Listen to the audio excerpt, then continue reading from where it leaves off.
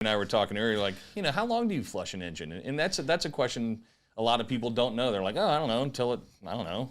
Yeah, I generally say 5 to 10 minutes. I think, I guess it'll also kind of depend on what kind of water you're running in. Like if you're running in, fresh water in the middle of Idaho, then the water's probably not as mineral rich and probably doesn't need a 15-minute flush. A 10-minute might do it. But if you're in salt water or brackish water, you kind of need that time to break that stuff down. And it's interesting, but every owner's manual recommends a 15-minute flush, and right there in the Mercury it says turn on it halfway and flush for about 15 minutes. Yep. If you consult your own owner's manual, which they all do. Yeah, everybody reads every instruction they ever get.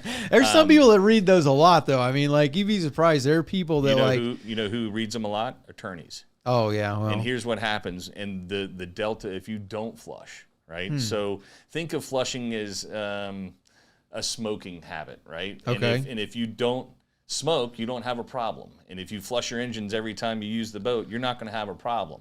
But if you have a cigarette here and there, is it going to kill you? No. Right. But if you have a cigarette every day, it's going to kill you. So you have to flush your engines. Much like smoking. If you don't flush the engines, the corrosion eats a little way at a time, and it becomes a cancer. So that's kind of why I use that analogy of a smoking. It's not going to kill you this time, but it's going to kill you. Yeah. And for those people that buy like a brand new outboard and they, you spend $20,000-$30,000, do you want that to last 5 years or do you want that to last 30 years? And the other thing about it is, when somebody buys that brand new boat and they're very meticulous about washing it down, and I got lazy at the end, and that's the one piece of equipment that's been in salt water, So that's the one thing. If you don't do anything else, that's the one thing you should do is flush your engine. You're constantly running salt water through every internal passage of the engine. And what's interesting is when we launched, the first one we ever sold was down in Pompano. Okay. And the second one we sold was up in Michigan.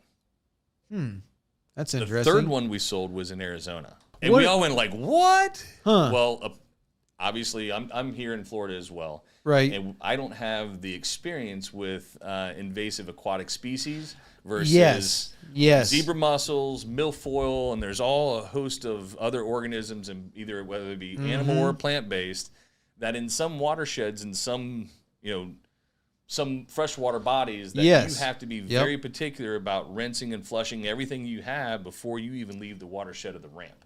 Yeah. So I've seen just recently there was like an $11 billion program that was for like Michigan and Illinois and something. I want to say it was an invasive carp or something like that that was going on. And then I've also seen the zebras in California So this is an easy way to regulate that. Okay, set it up, hook it up. You're doing all the other things you got going on, but it's already done when by the time you need to be done doing all the other stuff you need to do. So it does have freshwater applications. It's interesting that has been a market that we didn't really anticipate.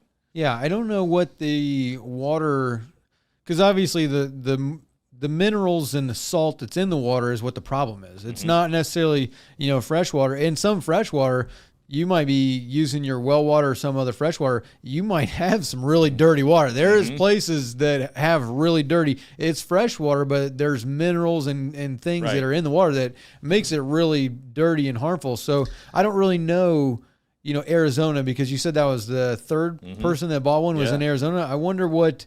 I don't have a lot of experience in that area but it was a zebra mussel, because I called him. I'm like, what are you using this for? He's like, what do you mean? I'm flushing my out. I'm like, oh, okay. Like, why? Yeah. So that was an interesting unintended benefit of using the Flushmaster, where somebody uses it for something that's, I guess, right. Yep.